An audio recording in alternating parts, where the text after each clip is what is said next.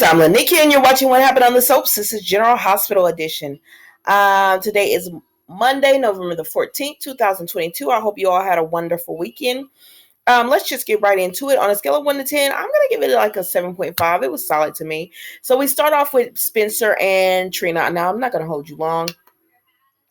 Spencer and Trina are, she goes to see him in Pentonville. And they just talk, they hash everything out. She wants to know, like, why didn't you tell me? Did you think I was that soft? You think I was that weak? And he said, no, he knew from the very beginning when he saw her in the interrogation room that she was innocent. But she's so innocent and she's so truthful that he felt like he couldn't tell her what he was doing with Esme because, you know, like Ava said, you're not into that life. Leave that to me. And that's exactly how Spencer sees Trina as well. And she hates that. She was like, you're just like Curtis. You guys think y'all know what's best for me when really I'm a big girl and I can take care of myself, you know, and I get what she's saying as well. But I understand his point, his way of thinking. But anyways, so then they continue to talk about their feelings for each other. And he says, you know, she was like, you did this for me and I understand why you did it. But she also said, you didn't take into consideration my feelings. And he gonna try to tell her, I didn't know that, you know, you liked me, you know, that way. And she said, oh, stop it. I said, now, Spencer. And he said, what? I said, now, you know that girl liked you. She wasn't even telling. She kept a lot of secrets for you. Like, she didn't even tell that you were the person that she saw. Like, you could have been her alibi, and she didn't even give that information up. So don't act like you didn't know she liked you like that. But anyways, Spencer is about to go, and he just tells Trina, be focus on Rory. He's a good guy. He makes you happy. Focus on that. And she's like, Spencer, no, I just want to tell you that I know what you did for me. And I know why. I might not have liked it, but I understand why, and I appreciate that. And she's wanting to talk to him more about their feelings, but he has to go. And Trina being jealous because they said the visitor had the inmate had a visitor earlier, and Trina was like, "Who you have to see you?" And he said, "It was my grandmother." Trina, I said, "Nah." That was too funny. But let's move on. So we see Nicholas and Esme. Baby, he has boarded that room up. She not getting out. He said, you're not getting out this time, sister. And so she was like, you can't do this. And he was like, yes, I can. And you're gonna stay right here. And she was like, but Elizabeth's gonna tell. And he said, yeah, so even if Elizabeth tells, I'll come up with something. But you are not going anywhere. You're gonna be right here. Because I have to protect my family. And she says, I'm family too. And he said, not for long. I said, so then we see Esme. Dimitri comes in and he tells her, Nicholas always has taken care of me. He'll take care of you too. And so she throws herself on the bed. And when Dimitri leaves, there was some kind of creak in another door that opened up. I said, oh, Lord, what kind of hostage prison is this, Nicholas? Put her somewhere better. Where there's only one door in, one door out, no windows. Oh my goodness. So then Ava comes over and she tells Nicholas, I heard Esme was you have a boarder being here. And he's like, who? And she said, Victor. And he's like, he ain't staying here yet. And she said, he told me about Esme. And she was like, where is she? And Nicholas is just like, I will always protect you, Ava. So he's not giving up the information. He was just like, I'll always protect you, Ava. And she was like, if you were better at keeping your promises than you are just saying them. And so that's pretty much it with them. Honestly, they only showed them like twice, maybe 3 times. I forgot they was on the show today. So then we see Marshall, Curtis, and Portia, and they are all waiting for the genetic testing. And while they're waiting to get it, Jordan runs up because she ran. She jogged swiftly up to them, and she tells Portia, I need to speak to you in private. And Portia's just like, fine. And so Marshall's like, do you want me to be here? I don't have to be here for the reveal. And he was like, why are you saying that? He was like, well, you looked like, you know, you had a lot on your mind. And he said, no, I'm just thinking about Portia and Jordan and how everything's not all hunky-dory. And Marshall said, your ex-wife and your future wife are not hunky-dory. He said, if that's the only thing you got to worry about, you good. But Curtis tells Marshall that he wants him to be there for the genetic testing, the results and everything. And so they agree to that. So then we see Portia and Jordan. And Portia get in that room and she going off on Jordan. Like, oh my gosh, why do you keep pulling? Why do you keep getting in my business? I said, Portia be killing me when she be trying to have a little attitude. Why do you keep getting into my business, Jordan? This has nothing to do with you. And Jordan said, excuse me, ma'am. I wanted to tell you to let you know that Esme is back out on the loose. I've already talked to Trina about it. She said, you could have said that in front of Curtis. She said, actually, this has to do with you and your child. So that's why I was telling you, and I'm keeping business separate from the personal.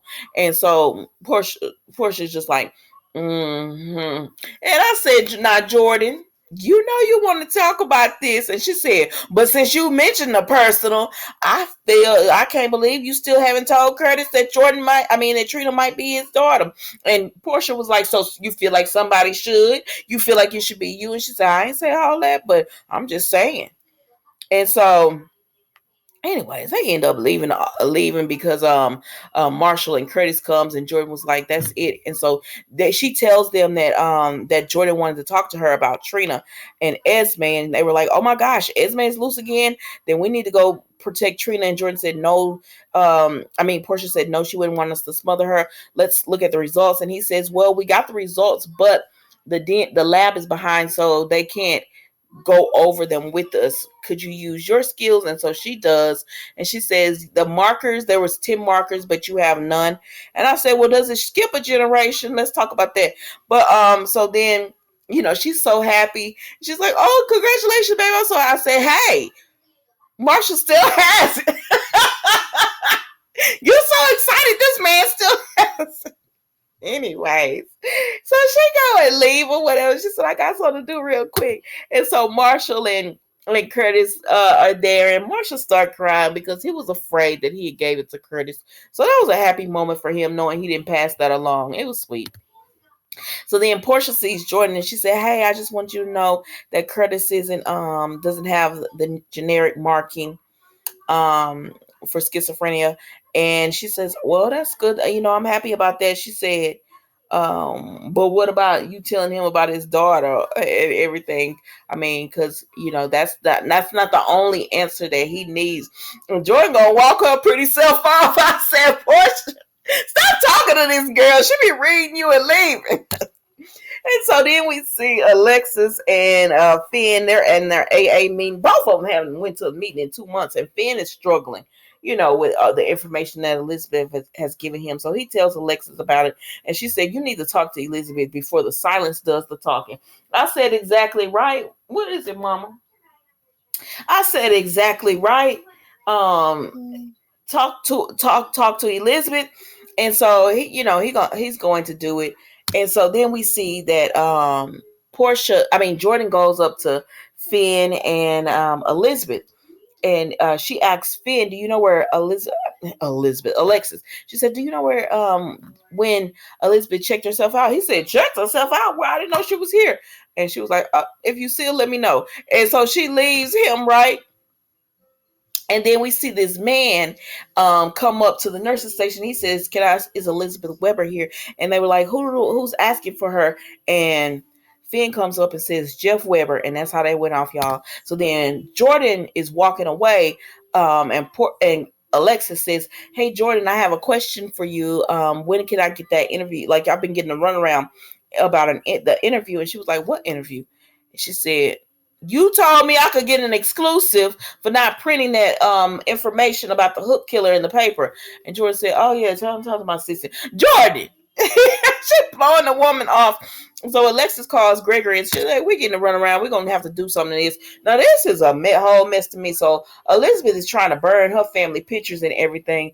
And the next thing you know, Carly comes over, and Elizabeth said, Carly, this isn't a good time. And Carly, Carly, bulldozer Carly, gonna come on in anyways. And she was like, you gotta make time. And she talking about Esme and how you saw her. Did she have a hook? She was like, no, I don't think so.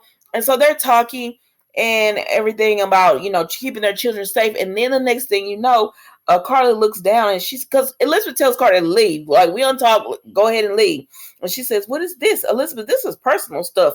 And she says, "When I declutter, like, miscellaneous things, useless things. You're decluttering and organizing family personal items. This is pictures of your parents." And Carly said, "I don't think I ever seen your parents." And she said, "Well, I haven't seen them in 25 years until about recently." And she said, "Oh." And so then they said, so then Carly said, "Well, why do you want to, like, because Elizabeth was about to go to the fireplace and burn it." She said, "Elizabeth, you're going to regret that. Don't do it." She said, "I don't have any personal items from Bobby, and you're going to regret that." And I said, "Well, it's been 25 years." And Elizabeth just said after seeing them, she could go another 50. So I don't know what she's going to regret, ma'am. Mind your business. That's not what I mean. Mind your business, ma'am. But anyways, Carly couldn't mind her business, so she leaves, right? Because Elizabeth tell her to leave, so she finally leaves, and Elizabeth starts burning the papers. So then the next thing we know, after Ava left, Nicholas gets a knock on the door, and it's Elizabeth, and she's like, "Where is Esme?" Because you already know he got her. And so after Carly leaves, we look at Carly, and she done stole the picture of Elizabeth's parents. What are you doing? Why